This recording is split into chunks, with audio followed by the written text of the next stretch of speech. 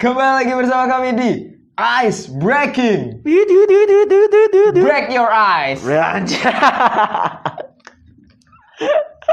Abi, Bener kan? Ice breaking, break your eyes. Break kan, bener kan? Break your eyes. Bacanya bener, break. Benar, break. Break your eyes. Broke your eyes.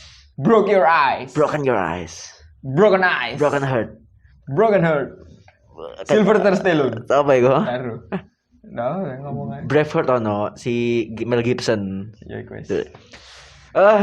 Kembali lagi bersama kita berdua di konten Ice Breaking tentunya karena kita akan membahas hal-hal yang sedang viral. Membeku. Iya, viral mean cool ya. Mean break. Ya. Ya kita pakai lah. Gimana kabar? Sebagai opening, ada kasus yang cukup menghebohkan. Kenapa? Yang menjadi salah satu yang sekarang sudah masuk jajaran prankster terkenal, ya. Sempat rame di Jagat Maya Jagat Maya sebelumnya. Dan daerah dia lali aku. Aduh Pak, lali. Sumedang, Jawa Barat. Sumedang Jawa Barat. iya tuh. Ndi apa? Tahu Sumedang iku Sumedang iku apa ya? Sumedang enggak sih? Sumedang. Iya, next. Ya. Di Sumedang di Curah Pangeran loh jenenge. Iya, ikhlas pakailah. Apa yang viral apa? Ada kejadian, mungkin aku ceritakan kronologinya aja. Ada seorang laki-laki bernama Yana Supriyatna. Yana the prankster. Wih, keren banget. Jawa Barat Sumedang wis. Iya, By the way, ya. ya. Next. Yana ini waktu itu saat pulang kerja, dia mengaku mengirim VN voice note ke istrinya, Oke. mengatakan bahwa lagi istirahat dan masih berhenti. Kemudian mengatakan ada orang yang mau ikut. Oke. Nebeng lah. Oke. Terus beberapa saat kemudian ada VN lagi ke istrinya yang ya intinya Yana lagi nangis-nangis dan mengeluh kepada Yang Maha Kuasa. Wow. Ya Allah, kok gini amat ya Allah. Iya. Aku kira bukan orang jahat, ternyata orang jahat gitu. Oke. Dan menimbulkan banyak pertanyaan. Oke. What happened with Yana? Nah, dan keesokan Yana tak kunjung pulang. Wow. Sampai akhirnya dilaporkan menghilang. Oke. Di lokasi kejadian ditemukan sepeda motor dan pakaian milik si Yana. Iya. Coba lokasi ini lali aku. Lokasi ini iku pangeran. Iya. Itu kan kayak kayak jembatan. Bukan ke ekowisata ngono. I don't know. Hilang di Cadas Pangeran. Nah, di Cadas Pangeran. Iya, Itu ekowisata atau apa gini. Pokoknya ditemukan di sana. Muncullah anggapan-anggapan berbau mistis yang mengatakan bahwa aku sempat baca di Twitter bahwa mengatakan bahwa wah, sempat trending topik Pak. Iya, memang gitu di Cadas Pangeran. Iya. Memang banyak hal-hal gaib gitu. Memang banyak orang diculik gitu. Ada pula yang mengatakan bahwa Yana ini dibegal dan dirampok oleh orang yang ikut dia kata. Oke. Beranggapan sampai pencarian dilakukan melibatkan tim SAR dan jajarannya. Wow. Dan Cadas Pangeran mendadak ramai. Wow. Terdapat sebuah fakta menarik. Plot twist yang sungguh membagongkan. Oh ya, saya kena epitalku membagongkan. Benar. Yana ditemukan di Cirebon dengan kondisi baik saja dan tidak kurang satu apapun. Sehat walafiat. Wow. Aku gak tahu siapa yang menemukannya. Kayaknya polisi deh. Iya, kayaknya ketika itu viral, kemudian langsung dicari gitu Pak keberadaannya. Salah satu keuntungan kecepatan informasi sekarang. Benar, kecepatan setuju. Internet sekarang. Positifnya itu ya. Ditemukan di Cirebon dan akhirnya diamankan. Setelah usut, Yana ternyata sengaja menghilangkan dirinya sendiri. Wow. Untuk kabur dari kejaran atau lilitan utang. Tapi respect aku Yana, Pak. Respect. Karena dia tuh membangun sedemikian rupa plot ceritanya sendiri. Iya. Dari yang katanya nangis-nangis, ngirim VN, kemudian meninggalkan sepeda dan bajunya di Cadas Pangeran, hingga dia entah bagaimana sampai ke Cirebon. Kayak dia tuh sudah memikirkan itu. Andai kan Yana mengambil jalan yang benar, mungkin dia sudah menjadi seorang novelis atau sutradara film. Oh iya benar. Karena sangat runtut gitu. Iya. Orang apa ya? Maksudnya kayak dia dengan cermat memikirkan dari sini aku harus. Iya. Dan dia tahu bahwa dari sini aku mendapatkan ini, kemudian harus sampai seperti ini. Dia berarti dia pemikiran seharusnya kalau bagus. Cuma mau lari dari debt collector, kejaran utang. Iya. Harusnya hilang beneran, men. Maksudnya? Atau lompat lah ke jalan. Iya. Nah, itu lebih masuk akal ya. Ya, yang pendek-pendek aja, paling enggak mati gitu loh. Paling enggak kan viral. Iya. Terus mengatakan bahwa saya sengaja melompat untuk mengakhiri hidup, tapi kenapa saya tetap selamat? Oh, gitu. masih. Terus banyak kenapa ingin bunuh diri? Terus kan orang bertanya-tanya tuh. Iya, karena saya memiliki banyak utang. Nah, orang kan jadi bersimpati. Alasannya lebih masuk akal. Iya, dan orang lebih bersimpati dan mungkin akan dibantu sumbangan gitu. Koin untuk Yana. Iya, koin untuk Yana atau mikrofon lunas utang. Iya, benar gitu. Mikrofon untuk Yana. Atau pada SJW #bubarkan debt collector. Atau #no utang. Gimana ya seperti itulah. Jadi itu kasus yang cukup menarik untuk diikuti. Benar, memang sempat viral dan sempat menjadi trending topik di berbagai jagat media sosial, sehingga menimbulkan keresahan dan akhirnya Yana itu dicap sebagai prankster lainnya dari berbagai macam prankster bangsat di Indonesia gitu. Dan menjadi top list ya sekarang dari pertama kasus dan kan sempat viral kayak prankster pemukulan, terus prankster sampah, prankster sampah, benjol, prankster benjol, prankster pemukulan enggak taunya operasi plastik, kan? Terus prankster bullying, terus prankster dan hampir semuanya itu nge-prank se-Indonesia. Iya. Kalau misalnya ada prankster championship, Pak. Aku pikir Indonesia mengirimkan wakil-wakilnya, aku pikir menang, Pak. Bahkan sampai di meme-meme ya, di meme-meme itu sudah mulai bermunculan Yana the Prankster. Itu sampai ada demo dari para makhluk halus di Cadas Pangeran yang menuntut keadilan karena Yana sudah memfitnah mereka. Iya, benar bangsat gitu loh. Dan juga ada beberapa video yang menunjukkan ada yang kesurupan dan minta apalah gitu kayak what the fuck, come on. Taking a moment. Iya, benar. Tapi tolol.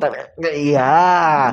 Kayak kalau aku jadi makhluk halus pengguna Cadas Pangeran kayak bangsat aku jangan lupa pecok. Karena meme tengkorak sing what the fuck? Enggak ngerti. Maksudnya bro? Apa itu? Kan kayak apa-apa setan yang disalahkan.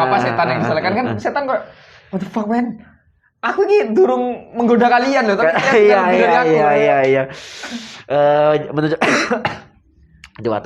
Menunjukkan Oke, lanjut. Kita langsung ke bro, tenang bro, aku udah divaksin. Kalau tidak percaya cek di Peduli Lindungi yang kemarin datanya bocor. Iya kan, kemarin kan sempat Pak. Ya. Kan aplikasinya kan, jadi kayak ya tetap. Tapi sudah diperbaiki. Dan tetap kita mungkin itu. Nomor kalian sudah diambil oleh pinjol-pinjol. Iya, makanya sudah pinjol. Kalau banyak SMS masuk. Iya. Kita aku sempat 5 SMS masuk bangsat. Oke aku, Cuk. Oke kan. Mungkin itu kan gini gak sih, hacker itu mencuri data-data kayak Peduli Lindungi kan untuk dijual ke pinjol-pinjol ngono, bro. Iya, aku tak wacanain nomor ya. Dari 0822 2312 8425. Kepada Bapak Ibu customer setia. Apa kabar hari ini? Semoga selalu sehat dan bahagia. Amin. Usaha lagi sepi. Kekurangan modal usaha. Memberikan solusi untuk penyediaan dana Anda. Silakan bawa BPKB motor Anda ke kantor kami dan dapatkan dana untuk kebutuhan atau usaha Anda. Syarat mudah, langsung cair, tanpa survei, belum lunas. Bisa top up dan take over. Plat pajak bisa kita bantu biayai dan bantu pajak. Pengambilan kredit motor baru juga bisa kita bantu sampai ACC. Bangsat. FF. Iya, FF. Bangsat. kan ada kayak ini. Oke, coba aku kayak ya. Oh, berarti ini mereka tahu nomor kita karena ya dari data-data bocor seperti tadi kan Peduli Lindungi kita masukkan nomor toh. Oh iya benar sih. Masukkan nomor toh. Kita kan basicnya nomor kan. Iya. Kalau data Peduli Lindungi bocor ya otomatis data itu dijual ke pinjol. Kan gitu sempat datanya Pak Presiden juga ikut coba. Ini yang bikin aplikasi developernya tolong dijaga baik-baik ya. Karena sekarang aplikasi enggak sih kok opo gak ada tes hacker ya? Iya. Tes hacking gak sih? enggak maksudnya Kan ada hacker, ada cracker kan. Kalau hacker kan biasanya yang bekerja di perusahaan untuk mengetahui sistem itu aman atau enggak. Ya, kalau cracker Jadi kan hacker kan sebenarnya sengaja membobol sistem suatu perusahaan karena dibayar, Iya, disuruh iya. untuk membobol. Iya. Kalau bisa terbobol berarti nggak aman. Iya. Tapi kan kalau cracker ya seperti yang tadi tuh sengaja mencuri data. Ya benar paling maksud kan- Harusnya harus semakin banyak hacker-hacker yang dipekerjakan di perusahaan-perusahaan. gitu. Iya benar. Dan yang paling maksud kan cracker kan juga adalah makanan gitu kan kayak cracker. Sekele PT. Oh, cracker. Pesawat. Dan sih, aku cuma ngarang. Lanjut kita akan masuk ke topik pembahasan di ice breaking kita Lion Air. Apa itu? Pesawat. Iya pesawat dan air memang. Ceker. Lion Air. Acuan nih bangsat. Kita akan masuk ke topik pembahasan kita pada episode kali ini. Jadi bro, memang beberapa minggu terakhir ini bukan hanya Yana si prankster yang viral, tapi ada beberapa berita-berita viral yang cukup membagongkan, yang kau bilang tadi membagongkan dunia permedia sosialan kita gitu. Tidak salah iku ya. Menek ya. Kasus mahasiswa dan dosen itu. Iya. Kalau nggak salah, ada mahasiswi yang minta bimbingan ke dosen. Tapi si dosen meminta apa ngomongnya? Aksi sensual sebagai syarat si dosen mau melakukan bimbingan. Oke, mau lanjut apa aku Lanjut bacakan aja. ceritanya? Tadi ini adalah kronologi pelatihannya ya. Seksual oleh dosen di Jawa Timur tiba-tiba.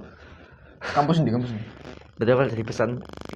Oke, lanjut kita akan bacakan beritanya dulu. Tanggal sih. Tanggalnya ini dari pikiranraya.com tanggal 11 November 2021. Oke. Valid ya? Ya, bulan inilah. Korban pelecehan sosial di Universitas di daerah Jawa Timur, Miss N, menceritakan awal mula kejadian yang menimpanya. Awal terjadinya pelecehan seksual dikatakannya berlangsung saat masih berstatus mahasiswa baru di Universitas di Jawa Timur. Kronologi pelecehan seksual itu pun berawal dari pesan chat dosen Universitas di Jawa Timur yang tidak pada tempatnya kepada Miss N. Ketika itu, ia menjadi bendahara di kelas. Dan sebagaimana perkuliahan, jika ada salah satu dosen atau informasi apapun mengenai mata kuliah akan diinformasikan pada ketua kelas. Akan tetapi, ada satu dosen yang selalu mengabarkan segala sesuatu pada bendahara ini, bukan ketua kelas. Hal yang menjadikannya takut adalah manakala sang dosen selalu mengirimkan chat dengan menggunakan emoji cium atau love.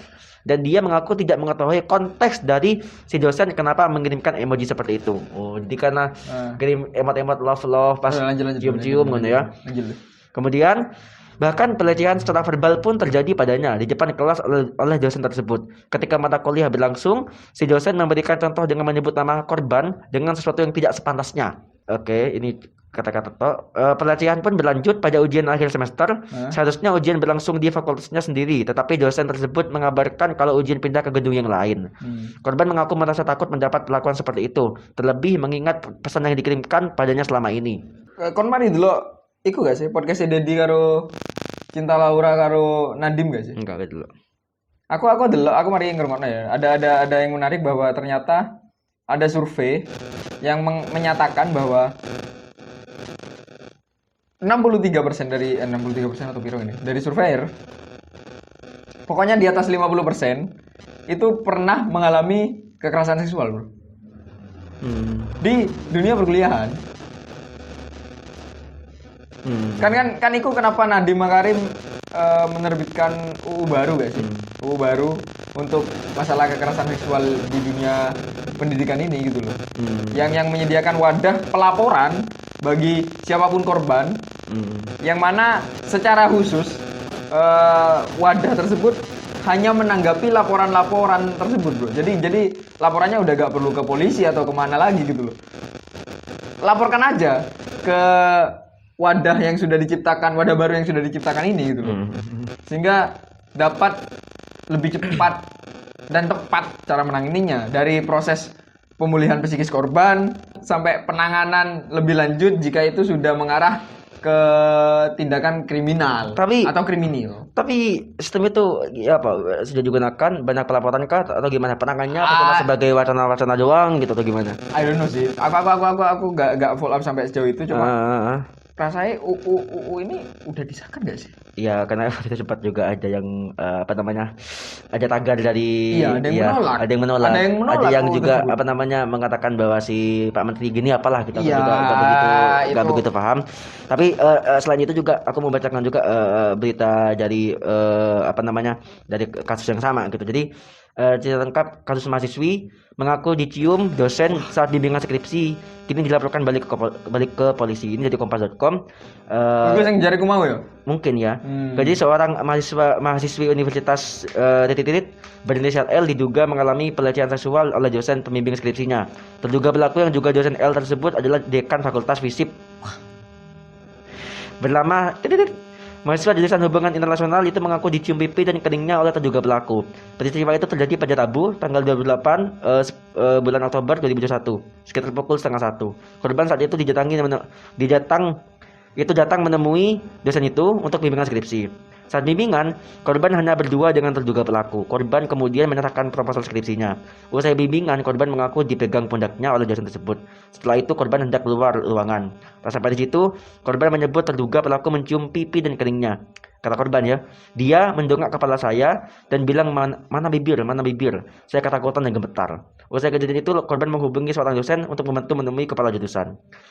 Kasus ini bermutu panjang. Jumat sore korban melaporkan dekan FISIP itu ke Polresta Pekanbaru atas kasus dugaan pelecehan seksual. Korban melapor didampingi ibu, tante dan sejumlah anggota BEM universitas tersebut.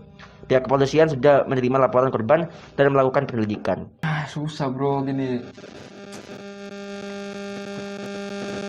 Banyak lah ya, bukan hanya saat ini aja kasus-kasus seperti itu terjadi, tapi di beberapa waktu-waktu mungkin kemarin-kemarin juga ada yang terjadi seperti itu, entah itu di blow up atau tidak. Tapi memang kegiatan-kegiatan seperti itu sangat-sangat tidak patut dicontoh dan sangat-sangat sangat salah lah. Kalau semua perempuan speak up, kasus ini jadi kasus nomor 1 gak sih? Aku pikir iya sih, karena ini karena banyak gak sih kayak pelecehan seksual yang terjadi kalau gini deh. I don't know ya. Aku kan sering kayak dunia sering jalan malam lah. Banyak tuh kayak di warkop.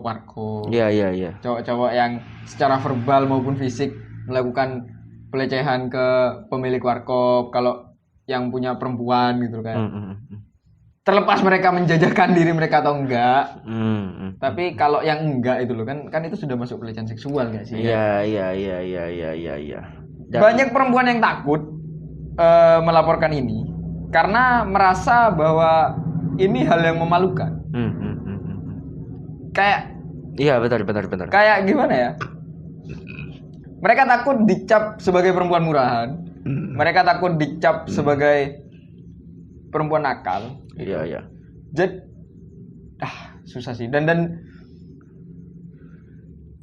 stereotip yang terbangun kan sebenarnya kalau terjadi pelecehan seksual yang disalahkan adalah korbannya. Iya. Katanya sih karena korbannya menggunakan pakaian yang terlalu minim sehingga menggoda laki-laki. Iya. Sangean mah sangean aja Iya sih. Jangan menyalahkan pakaian untuk masalah seperti ini. Aku pikir setiap perempuan ingin mengenakan pakaian apapun itu di luar mungkin atau gimana. Aku pikir hak mereka lah untuk melakukan seperti itu.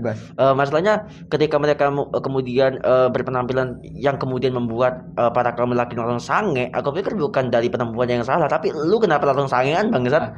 Sange gak salah ya? Oh iya, itu wajar lah. Wajar, men. Tapi bagaimana kamu mengontrol sangeanmu itu, kemudian jangan sampai kesangeanmu itu berlanjut ke hal-hal yang tidak diinginkan. Karena kalau sange itu menimbulkan tindakan yang tidak baik, itu baru salah. Itu baru salah, benar. Dan makanya Pak, ini kayak gini kayak aneh banget Ki. Memang sekarang tuh perempuan tuh sangat serba salah gitu. Iya. Tadi yang kamu katakan bahwa benar banyak perempuan yang mengalami kasus pelecehan seksual itu takut atau malu untuk mengakui dan melaporkan hal tersebut kepada pihak yang berwajib atau mungkin keluarga sendiri karena takut dicap dia yang teledor, takut dicap dia yang katamu tadi maaf mungkin murahan dan segala macam. Tapi dengan tidak speak up, kasus ini tidak akan Berhenti. keluar, kasus ini tidak akan keluar, dan kasus-kasus seperti ini akan terus terjadi di seluruh penjuru negeri ini gitu. Aku pikir. Jadi aku pikir sekarang bagaimana caranya untuk itu sih Pak? Untuk untuk dari pihak mungkin lembaga yang mengurusi kaum perempuan atau lembaga-lembaga keadilan yang lainnya memberikan bantuan dan memberikan kerahasiaan informasi terhadap para korban yang melaporkan hal tersebut gitu loh. Karena kalau misalnya hal ini terus terjadi Pak, kasihan banget sama para Iya betul. perempuan kita gitu. Yang tadi sih kan Pak Nadiem Makarim sudah mengatakan bahwa akan ada atau sudah ada, aku lupa, wadah yang menangani itu gitu loh. Dan menurutku cukup bagus sih dari penjelasannya Pak Nadiem. Aku merasa cukup bagus lah dari pelaporan sampai tindak lanjut semuanya dibantu lah. Ya semoga saja bukan hanya janji ya. Iya kan? Iya. Kalau memang hal itu memang terjadi dan it's work, aku pikir bagus, solusinya bagus. Masalahnya kenapa aku cukup concern dengan ini kayak aku dua adik wedok bro. Iya. Iya sih. Aku gak kebayang nih adikku dengan naik. Iya.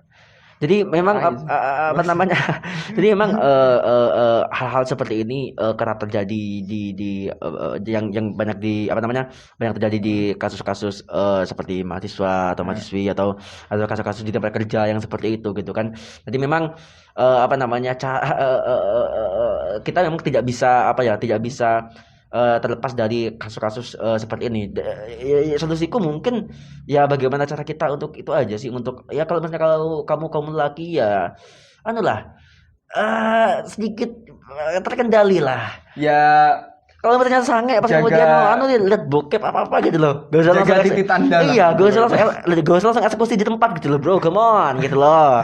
Jadi kayak mungkin ini gak sih kayak pentingnya sex education. Iya benar. Biar orang tuh kayak gak penasaran dengan gini gak sih bro, kayak ada hal norak yang terjadi semasa aku sekolah. Kita kan kalau sekolah liburan ke Bali tuh. Iya. Dan kalau ke Kuta biasanya Kuta bang. Kuta ya? Kuta. Ayo, aku aja norak ya. Kalau ke Kuta. Konco-koncoku iki kok padha norak apa ya? Iya, karena lihat bule-bule kan. Lihat bule pakai bikini. Terus menggunakan bikini. Men kayak ya karena dia itu wajar. Iya, gini bro. Manusia menggunakan bikini di pantai itu wajar men. Kecuali manusia menggunakan bikini di jalan. Enggak apa-apa, aku pikir enggak masalah. Kayak itu, semua. Iya si selebgram, si artis tuh. Iya, sama jadi. Dinar Candy. Enggak, aku pikir enggak masalah bro. Enggak, tapi enggak pada tempatnya gak sih bro? Ya, tapi kenapa? Iya makanya gitu loh. Pas kemudian dia dilaporkan untuk demi mengganggu disumasi. Iya, disumasi mengganggu ketertiban Ya lu aja. Iku. Orang-orang norak sing aja yang enggak iya kayak ya udah lah, Cok. Ngapain, Cok, gitu loh. Apalagi ini di pantai. Iya. Kemudian begini. Wajar karena gini, bro. Karena mereka kenapa seperti itu? Hype ya kan? Karena itu adalah pertama kali mereka melihat hal tersebut gitu. Secara langsung dia kayak anjing gitu. Kemudian tempat yang Bali foto gak sih boleh? Foto aku. Tapi aku enggak foto aku foto sama suami istri, tapi enggak foto sama yang kayak gitu-gitu. Enggak sih aku foto. Ya enggak, wajar aja. Koncoku kayak fuck man, saking norak iku kayak golek sing berpakaian seperti itu diajak foto. Itu mesum kayak gitu. Aku diajak foto udah gelem. Males, Cuk. Ngapain ngono lho. Ya seperti itulah Ya orang beda-beda lah. Setiap orang beda-beda gitu. Selain tadi kasus kasus yang cukup cukup mengecewakan gitu ya, apalagi menyangkut tentang pendidikan kita. Itu juga ada kasus yang ini loh, bro. Oh, kembung, Cuk. Adalah kasus yang menimpa salah seorang istri yang katanya tuh hanya menegur suaminya itu biar gak terus-terusan mabuk kalau pulang. Tetapi dilaporkan balik sama suaminya dan sekarang dituntut 1 tahun penjara. Ini udah ada endingnya belum? Ini endingnya sih katanya itu masih ada kayak semacam peninjauan kembali kasusnya sih. Jadi udah masuk. Enggak, berarti maksudku ending dari kasus, berarti kasus ini masih bergulir gitu. Jadi aku ceritakan kronologinya ya. Kasus yang dialami oleh si korban merupakan rentetan perselisihan terhadap suaminya berinisial CC. Mulainya pada tahun 2000, keduanya menjalin kasih dan menikah, kemudian pindah ke Karawang, dan sejak 2005 sampai 2016 bersama korban membuka toko bangunan. Namun karena masih berstatus WNA sang suami, tak bisa bekerja dan baru setelah 2016 mendapatkan statusnya sebagai WNI. Memasuki tahun 2018, konflik rumah tangga mulai terjadi. Sampai pada gugatan cerai yang dilayangkan korban terhadap suaminya atas dasar penelantaran. 2018. Ya. Tapi pada tahun yang sama setelah proses mediasi, gugatan itu dicabut. Tahun 2019, si korban mengaku kembali ditelantarkan sehingga dia kembali menggugat cerai suami. Namun gugatan justru dibalas dengan laporan milik suami atas pemalsuan surat kendaraan. Kemudian karena telah dikabulkan gugatan cerainya, si suami pun didenda harus membayar biaya hidup anak-anaknya sebesar 13 juta per bulan, serta hak asuh sepenuhnya akan diserahkan kepada korban. Namun dibeberkan jika keputusan itu tak pernah dipenuhi. Kasus antara keduanya pun kembali berlanjut. Pada September 2020, suami korban melaporkan dirinya ke Polda Jabar atas kasus kekerasan dalam rumah tangga psikis yang berujung ditetapkannya korban, ya istrinya, sebagai tersangka pada 11 Januari 2021. Itu. Kemudian ya, masalah rumah tangga sebenarnya. Terus kemudian beberapa waktu yang lalu kembali viral yang katanya dia cuma menegur suaminya biar gak terusan mabuk gitu kalau pulang gitu ya. Tapi malah itu 1 tahun penjara gitu. Dan sekarang kalau gak salah kasus ini kemudian viral di medsos, bahkan hingga didengar oleh Jaksa Agung ST Burhanuddin. Pelaporan ini pun menjadi heboh. Jaksa Agung ST Burhanuddin memutuskan melakukan eksaminasi khusus terkait dengan penanganan perkara KDRT terdakwa. Eksaminasi khusus tersebut dimaksudkan untuk meneliti ulang hasil tuntutan dari JPU, Jaksa Penuntut Umum, untuk dapat dilakukan restoratif justice untuk dapat mencari jalan perdamaian terhadap konflik tersebut. Ya, kalau nggak salah ini disayangkan beberapa advokat Indonesia nggak sih kayak? Iya, sempat ada beberapa. Disayangkan nggak sih? Iya, benar nih. Perhimpunan Advokat Indonesia atau Peradi Kabupaten Karawang, Jawa Barat menyatakan kasus istri memarahi suaminya karena sering mabuk dan dituntut 1 tahun penjara seharusnya tidak terjadi. Seorang istri di Karawang bernama bla bla bla kini harus menjadi terdakwa dalam perkara kekerasan dalam rumah tangga dan dituntut 1 tahun hukuman penjara setelah memarahi suaminya. Gitu. Gimana bro? Soal hukum, soal lagi-lagi kekerasan terhadap wanita juga. Jadi gimana nih? Ini kasus-kasus seperti ini masih sering terjadi di negeri ini gitu. Ini mungkin pesanku terhadap bule-bule di luar sana. Ngomongin bule kan? Iya, kan WNA toh. Suaminya WNA, tapi udah WNI, tapi Iya, tapi kan dia bule kok, gen-gen bule gitu. Bangsat. Jangan pernah macam-macam. Benar. Dengan mulut wanita Indonesia. Oh, benar. Karena sesuai pernyataan di sana, itu sampai psikisnya terserang gitu kan. Iya. Tapi tolong luar sih. Sebenarnya gini nggak sih kalau KDRT ya pemukulan lah atau tonjok-tonjokan lah. KDRT ada yang verbal dan non verbal kan? Iya, maksudku yang keras sekalian gitu kan, kekerasan dalam rumah tangga. Ya, tapi kan mulut juga bisa keras gitu. Fuck lah, tapi gak sampai harus nuntut gak sih bro? Iya itu bro, maksudnya yang disayangkan adalah tuntutan yang dilayangkan. Dan korban pada akhirnya menjadi tersangka gak sih kan? Iya, pada akhirnya so far masih tersangka kan. Makanya kan tadi ada yang mengatakan bahwa masih akan ditinjau kembali kasusnya gitu. Karena mungkin kenapa sampai ditinjau kembali, berarti ada yang salah nih dalam pengambilan keputusan atau dalam entah bagaimana proses hukumnya dari segi pengadilan dan juga dari segi para mungkin jaksa dan segala macam ada yang salah sehingga si tadi Jaksa Agung, ya kan? Burhanuddin. Ya, itu mengambil langkah untuk meninjau kembali eksaminasi itu tadi gitu. Ya, jadi, untuk penerapan restorasi justice ya, benar. Apakah kasusnya akan tetap seperti ini atau akan nanti ada keputusan-keputusan lain yang kemudian membuahkan hasil yang lebih baik mungkin bagi para korban gitu. Perempuan-perempuan Indonesia kan tough semua gitu. Iya, benar, setuju gitu. banget. Makanya lagian diomongin seperti apa sih? Diingatkan seperti apa sih kok sampai ya itu ya. Psikisnya terserang gitu loh. Atau gini gak sih bro, kayak si laki-laki kan pulang dalam kondisi mabuk. Iya, iya, iya. Dan ya nggak stabil. Iya, nggak stabil, benar. Terus merasa bahwa yang diucapkan padahal biasa aja mungkin yang diucapkan, tapi Mungkin. karena kondisi alkohol, Iya. dia merasa begitu sakit hatinya gitu sehingga Ya, baper. bisa jadi kayak gitu atau gimana. Tapi kalau sering mabuk, Cok, dia kan bilang bahwa Iya. sering mabuk juga gitu. Si suami ini pulang pasti mabuk atau gimana gitu. Kayak ya pasti Iyalah, pasti capek lah. pasti capek lah istrinya, Cok. Makanya kayak apalagi kalau misalnya tadi flashback beberapa Tahun konflik yang sebelumnya kayak perlantaran dan segala macam. Berarti kan memang ada yang salah sama Ada yang suaminya nggak nih. beres Atau gitu. mungkin memang dalam rumah tangganya memang sudah brok gitu dan apa namanya? Mereka berdua tidak tahu cara untuk untuk memperbaikinya seperti itu. Ya menurutku karena si suami gak mau berubah aja sih. Buktinya kan kasus itu sempat gugatan cerai sempat dilayangkan 2018 Iya, karena iya, penelantaran. Akhirnya rujuk, tapi 2019 kembali di gugatan cerai lagi karena penelantaran lagi. Kan berarti nggak ada perubahan dalam rumah tangga Iya. mereka Ya mungkin gitu loh. si suami itu Pak, budayanya masih budaya barat gitu kayak mabuk-mabuk itu ya mungkin biasa gitu atau di gimana sini gitu. Tapi kan jangan mabuk di sini, men. tapi iya bener. Iyalah. Enggak mabuk enggak apa di rumah kalian mabuk enggak apa, tapi jangan di jalanan nanti diciduk sampean ya. Iya kan? Mabuk yang legal. Iya, Yang benar. bermerek. Jangan oplosan. oplosan. Kalian tangkap pasti kalau Kon oplosan. kok memang mabukan. Dan bangsat. Oke. Saya ini ngulik gitu. Jadi apa namanya? Berbicara soal hak-hak wanita juga ya kan berhubungan dengan beberapa kasus belakangan ini di mana beberapa hak-hak wanita juga sempat dicoreng gitu diambil gitu dari beberapa kasus. Menurutmu apa namanya? Yang harus diperbaiki mungkin untuk kasus ini tidak terulang meskipun kemungkinan kecil ya. Apa? Pertama mungkin dengan adanya kasus-kasus seperti ini feminis bahagia sih mungkin kayak wah aku punya bahan untuk mengangkat feminisme lebih tinggi gitu kayak kesetaraan gender lebih tinggi kan. Iya. Feminis kan gitu biasanya.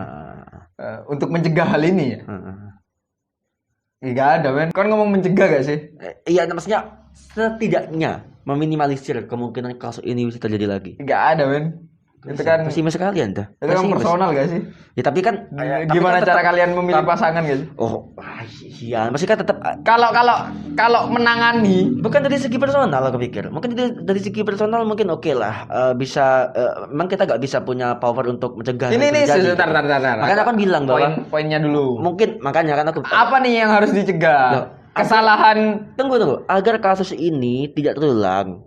kasus yang mana ini? Maksudnya kasus kayak pelecehan ya seksual. nggak ada lah, nggak bisa.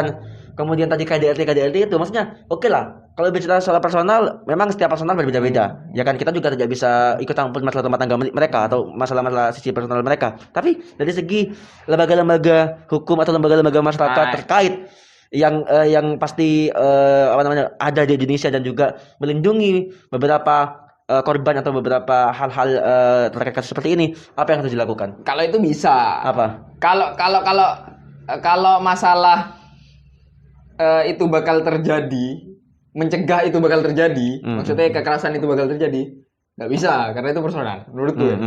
Tapi kalau menyelesaikan kasus-kasus tersebut, berarti tidak bisa mencegah, negara kita nggak bisa mencegah hal seperti itu, nggak bisa. Bahkan lembaga-lembaga HAM, lembaga-lembaga perempuan tidak bisa mencegah hal seperti itu. HAM bergerak setelah kasus itu terjadi. Loh iya, kebanyakan seperti itu ya Mas. Iya, tapi sepesimis itu, come on. Pendidikan, Siapa sih itu? Baliknya ke pendidikan. Dan kita kalau ngomong pendidikan, what the fuck? panjang lagi, men. Iya nggak sih? Come on, man. Oke lah, pendidikan oke. Iya. Karena mungkin kekuatan pendidikan segala macam, gitu ya. Tapi apakah memang tidak bisa sebuah lembaga, ya kan, yang berada di negeri kita, lembaga-lembaga yang menerapkan bantuan-bantuan hukum, menerapkan perlindungan korban, apakah tidak bisa untuk mencegah hal ini? Setidaknya bukan mencegah, meminimalisir hal ini tidak terjadi di depan. Kalau menangani hal ini lebih baik, aku optimis bisa. Berarti menangani ketika beda loh ya. Gini. Bentar. Menangani ketika kasus itu sudah terjadi. Betul. Bisa. What the fuck? Gini. What the fuck? Kita runutkan dulu ya. Iya. Kan mencegah terjadi menangani. Nah, menangani ini pasti bisa. Lembaga pasti bisa menangani. Ya kan? Ya kan? Terjadi. Itu pasti terjadi gak sih? Karena mencegahnya mencegah gak mungkin gitu loh. Kayak what the fuck? Mencegah gak mungkin gak sih kayak ayo oke. Gini. Saya anggaplah aku pesimis. Oke. Kau memang pesimis kau? Aku pesimis bahwa kasus kekerasan dan pelecehan seksual sulit dicegah. Ya kan? Kalau kita setiap orang, aku ngomong setiap orang. Oke. Setiap orang tidak mendapatkan pendidikan yang baik. Tentang masalah ini. Oke. Karena aku fokusnya ke pendidikan nih. Entah itu penyuluhan atau berbasis teoritis lah. Mungkin bisa dicegah. Oke. Kalau pendidikan kita tentang hal ini bahwa fuck lah. Nek ngomongin pendidikan tentang hal ini. Ya kan kayak arek cilik sing diajari iki boleh iki gak boleh iki. Oke. Iki kok lanjutkan dulu statement nih. Lanjutkan dulu, selesaikan. Dari pendidikan. Berarti harus ada pendidikan dulu. Basicnya di pendidikan. Kemudian berarti itu bisa terjadi. Berarti tidak ada solusi selama pendidikan tidak mencantumkan hal-hal seperti itu. Yang kemudian kita anggap sebagai tabu, tidak akan bisa tidak bisa teratasi. Menurutku lah ya. Berarti nggak bisa mencegah kita. Menurutku lah ya. Nah, menurutmu ya, Pak? Berarti gini, saya gini. Oke lah, mungkin kamu tadi bilang bahwa lembaga terkait hanya bisa menangani ketika kasus itu terjadi. Yang mana memang banyak keluar seperti itu. Ya kan karena kasus baru kasus baru ditangani gitu. Iyalah. Dari segi personal. Oke, katakanlah orang itu sudah memiliki basic pengetahuan soal hal seperti itu, tapi basicnya mungkin nggak serta mendalam. Dari sisi personal, pasti bisa dong mencegah secara diri sendiri. Ini nggak sih bro? Kalau ngomongin personal nih, berarti yang harus mencegah kan personal itu sendiri. Iya apa? Kira-kira apa yang bisa mungkin dilakukan oleh masing-masing orang untuk mencegah? Kan harus defense dong. Gak ada men. Saya bentar. Aku gak paham konteks pertanyaanmu, ngono loh. Runutkan dulu. Kau mempertanyakan personal seseorang. Gini. Sedangkan aku gak bisa membedah gini personal bro. Masing-masing orang gak sih? Gini, tadi kan aku mengatakan bahwa aku tanya. Tak lempar. Nek kau mempertanyakan gimana aku mencegah agar aku tidak melakukan kekerasan seksual atau kekerasan dalam rumah tangga, ya karena aku memiliki kesadaran. Lah, ya itu solusinya berarti kan? Iya, tapi kan untuk memaksa setiap orang memiliki kesadaran. Enggak harus memaksa juga. Karena aku tadi bertanya. Secara lembaga mungkin kamu tadi pesimis, mengatakan bahwa tidak ada yang bisa mencegah seperti itu. Berarti mungkin apa? Dari segi personal mungkin saranmu apa bagi mereka? Enggak ada, mencegah enggak mungkin. Aku pesimis banget. karena gini gak sih bro? Kalau gini nih. Oh gak sampai itu sih. Aku masih punya optimis untuk bisa mencegah itu terjadi. Sebentar. Oke. Kalau aku mengatakan bahwa tolonglah timbulkan kesadaran di diri kalian masing-masing bahwa itu bukan hal yang baik. Fuck man, aku gak bisa menimbulkan kesadaran hanya dengan ngomong seperti itu. Kesadaran itu harus timbul jauh saat kita sadar bahwa bahwa hal itu salah, paham gak sih kayak? Berarti pendidikannya salah tadi. Aku merasa pendidikan setiap orang-orang berbeda. Jadi pendidikan salah. Aku pikir. Oke, ayo. Saiki aku takon kon. Gini. Ya apa caramu mencegah? I think bisa mencegah. Gimana? Gimana? Kekerasan hal seperti itu ya pasti kan berpengaruh terhadap psikis dan segala macam gitu.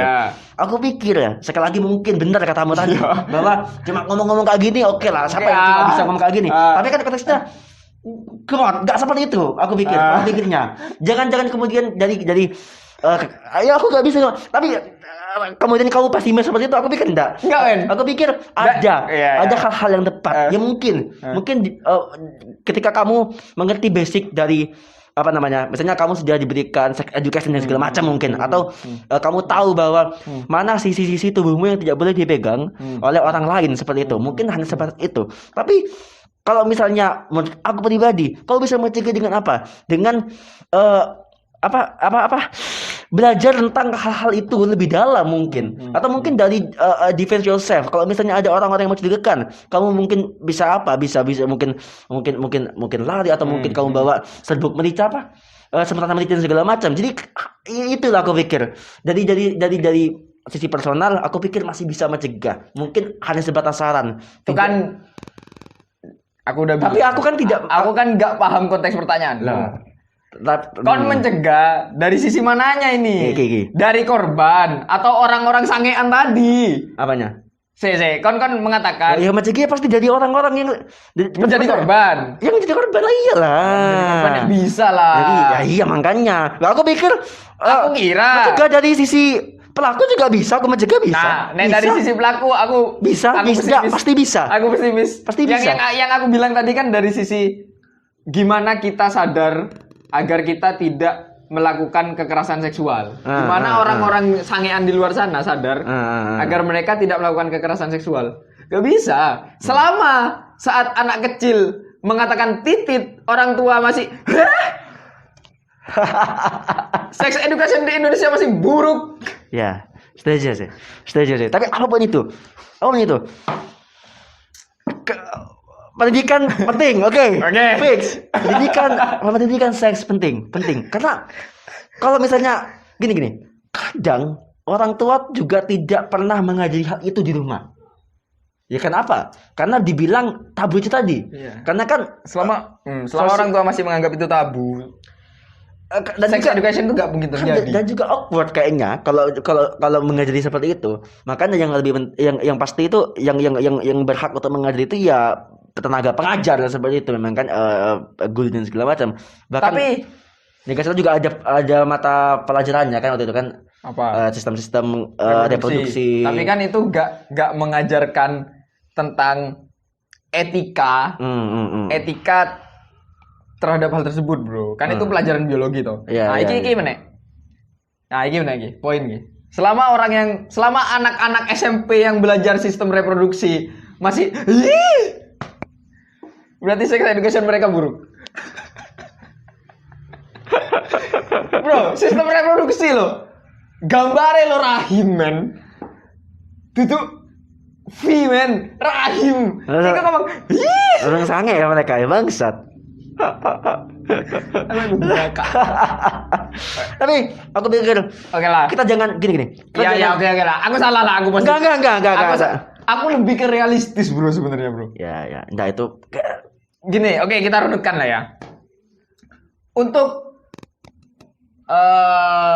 mencegah seseorang menjadi pelaku, aku katakan sulit. Gak mungkin. Selama kesadaran tidak timbul di masing-masing individu, ya. Untuk mencegah kekerasan seksual terjadi dari sisi korban, mungkin bener katamu tadi, bawa semprotan merica, bawa pisau, bawa arit, bawa soft gun, pokoknya apa? Ya untuk protect yourself lah, untuk perlindungan diri sendiri lah. Disinfektan. Iya, buat apa bangsat? Emang sih itu. Atau dia ngomong aja, mas jangan dekat social distancing. Itu untuk mencegah dari sisi korban ya. Perlawanan lah, melakukan perlawanan gitu. Tapi jangan pasrah, oke? Setuju gak? Oke. Tapi ini menarik sebenarnya, bro. Dari lembaga yang tadi dibilang, lembaga bantuan hukum dan segala macam, memang tidak bisa mencegah. Memang tidak bisa. Mungkin tidak bisa mencegah itu benar-benar terjadi. Oke. Hal itu benar terjadi. Gak bisa mencegah sama sekali. Ide apa yang muncul di kepalamu? Apanya? Saat aku bertanya, apakah lembaga bisa mencegah hal itu terjadi? Diberikan wawasan, diberikan pengetahuan. Pendidikan, men. Ya tapi kan iya. Berikan wawasan berbasis ketakutan. Enggak itu juga sih, bro. Come on. Karena yang aku lihat itu lebih ampuh. Iya, emang kita kalau fear kita kayak ketakutan gitu. Makanya pelaku kekerasan seksual hukum kebiri. Setuju. Nah, orang takut, men. Mungkin bisa itu mencegah bisa. Ya. Tapi kan HAM bertindak. Astagfirullahaladzim, benar. Setiap pelaku kejahatan berhak memiliki hak asasi manusia. Dan hak asasi manusia itu akhirnya seperti menjadi batasan-batasan bagi hukum-hukum yang seharusnya masuk akal untuk dilakukan sehingga tidak dilakukan. Aku rasa orang yang melakukan kekerasan seksual bukan lagi Bukan lagi manusia. Kan? Setuju sih. Kan apa bedanya kita dengan binatang? Iya. Jika kita Mereka punya nafsu doang, nggak punya otak, Cuk. Ya. Mereka punya kelamin, punya nafsu, tapi nggak tahu cara ngontrol itu. Iya. Apa bedanya itu dengan pelaku kekerasan seksual, paham gak sih kayak? Iya. Mereka punya titik. Itu juga berhubungan dengan kasus-kasus Cuk, kekerasan dalam rumah tangga juga bisa tuh. Anjing. Karena ngomong terlalu frontal ya sih lu. Iya. Kasus KDRT juga gitu, Bro. Iya kan? Maksudnya kalau misalnya kamu sebagai mungkin kemungkinan akan menjadi korban, jadi kayak ya protek diri sendiri lah gitu. Kalau kekerasan di rumah tangga bisa tuh dicegah. Bisa ya. Cari pasangan yang benar-benar. Gak bisa kalau enggak, gitu. Bro. Bisa. Cari pasangan, people change. Yes. Iya kan? But change have a reason. Nah, ya kan? Apa reasonnya? Bro, enggak, aku udah tahu reasonnya. Reason setiap orang beda-beda. Maksudku kan perubahan pasti ada alasannya. Ya. Seperti jangan pernikahan dini, wes fix. Iya. Karena mental belum kuat, men. Iya. Mental belum kuat, men. Fuck. Pernikahan dini anjing. Fuck.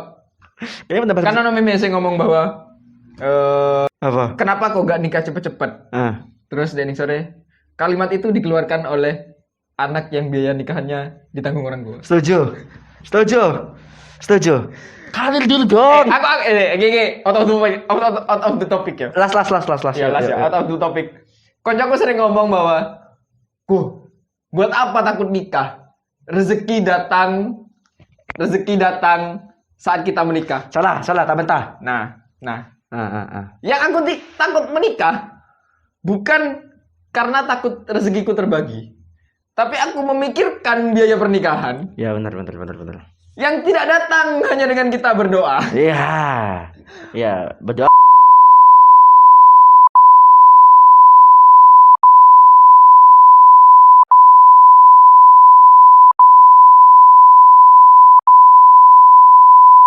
Aku pikir gini, aku pikir ada logikanya gini mungkin.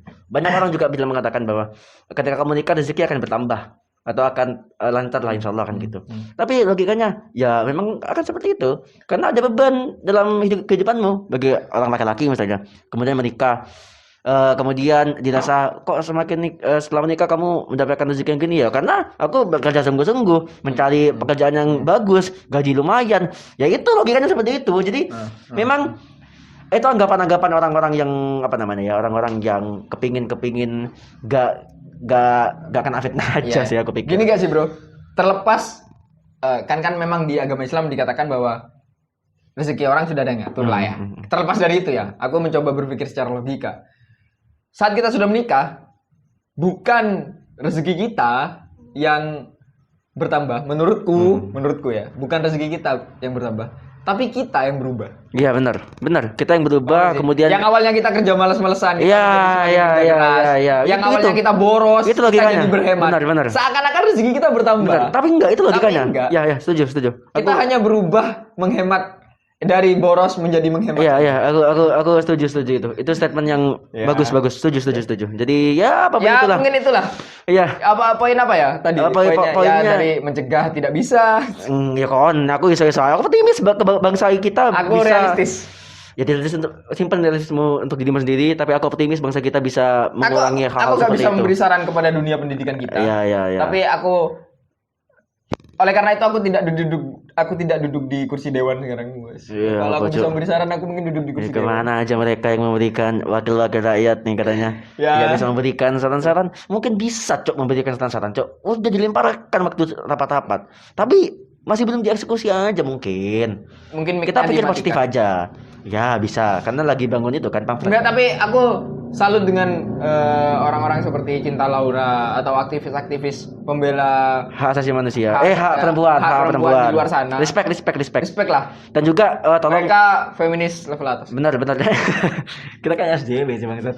Makanya bagi kalian mungkin melihat atau mengetahui kayak ada kekerasan terhadap perempuan atau pelecehan terhadap perempuan di daerah kalian, ya dibantulah Iya. untuk dilaporkan ke Ya. pihak berwajib gitu, diberikan korbannya diberikan perlindungan karena tetap kita harus menjunjung tinggi harkat dan martabat perempuan juga gitu. Jadi apa namanya, biar kasus-kasus seperti ini meskipun katamu tadi tidak bisa tercegah, tapi aku pikir bisa diminimalisir untuk tidak bertambah di kemudian hari. Timbulkan kesadaran di dalam otak Anda. Dan juga jangan lupa divaksin. Waspadalah. Waspada. Bye.